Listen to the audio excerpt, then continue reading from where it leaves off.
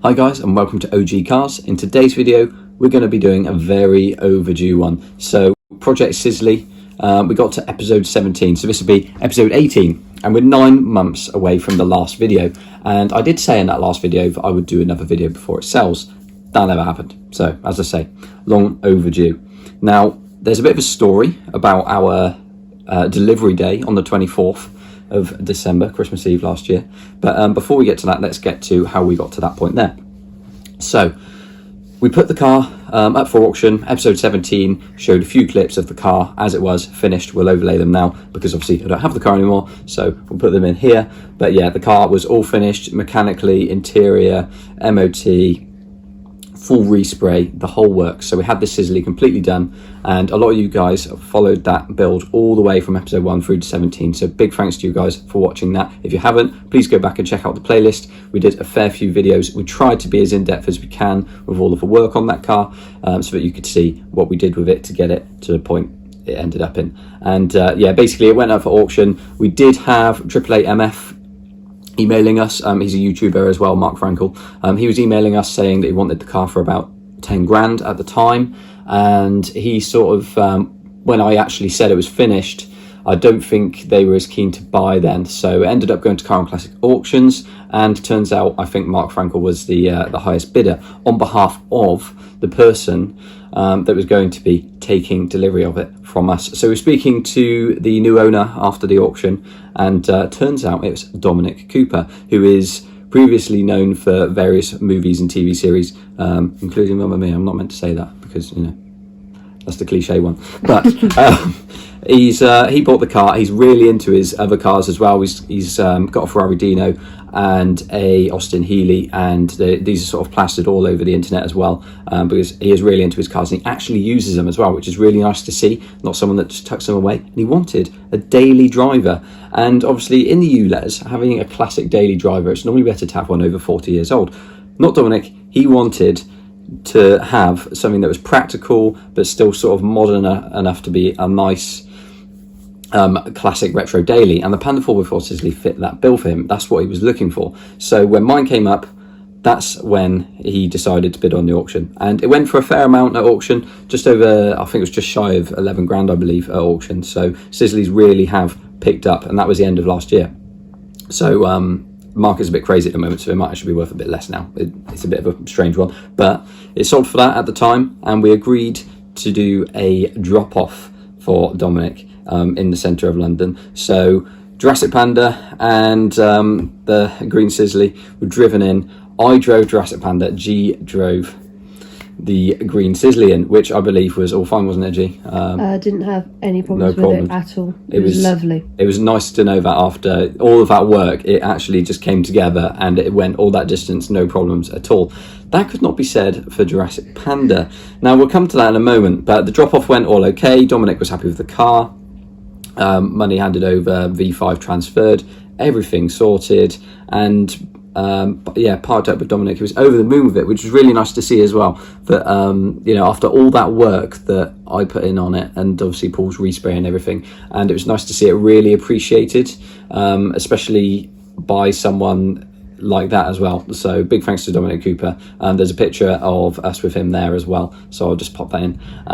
But yeah, it's been quite a journey. And what a journey, because what a journey we were about to have after dropping it off. We got to go in Dominic Cooper's house as well and have a couple of refreshments, and also I've never seen a tap that boils water before, but that was a first. And he has a very cute cat with the cat. He'd been filming abroad, and he'd found it out there in a really bad way, and he brought it over to the UK and saved it. Fair play to him for that. So yeah, it was lovely to meet Dom and his partner as well.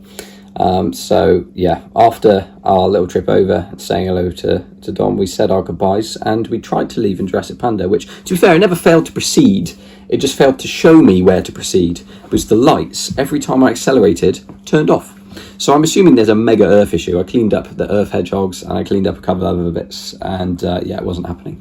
So Dominic very kindly lent us some rear bicycle lights and some front LED lights, and I highly recommend that nobody ever does this, but we tried to drive a distance like that, and yeah, it didn't work out. So we ended up in M4 ready services. Just to point out, it was completely fine through London because obviously London is lit, and the first leg of the M4 was okay, but at some point, obviously the lights that we'd put on as a backup died, and then we lost the other lights. And the other we did stop straight away. We did, yeah. I mean, to start with, the lights were okay because at lower speeds and at a constant speed as well, the lights would stay on. But as soon as you got up any speed or were accelerating, especially uphill, the lights just went out. It's such a weird issue, not an issue I've had before. I am assuming it is an earth issue, but I haven't actually revisited it yet. So basically what happened is JP got scooped up Christmas Eve. I mean, we're like almost midnight at this point. It was Hudson's first breakdown. He loved it. I think we went in to try and get some food, and there was no food open as well in the services. But the breakdown company was really quick to come out, scooped us up. Turns out actually the same person who picked up the Felicia and recognised us after we broke down on Smart Motorway that time recently. So yeah, we're going to get constant breakdowns of him, I think, getting scooped up on the M4 and moved across. But yeah, we managed to get the car back home in quite good time as well. You managed to get to sleep and enjoy Christmas Day without any problems. But yeah, what a journey. And JP has sat in the naughty corner ever since, because since then the rear diff seal blew out, and there's a idling issue as well. It revs too high, which is just really annoying with the exhaust as well. So I need to sort the idle issue, I need to sort the exhaust because it sounds ridiculously loud, I need to sort this earth issue, I need to sort the diff oil leaks.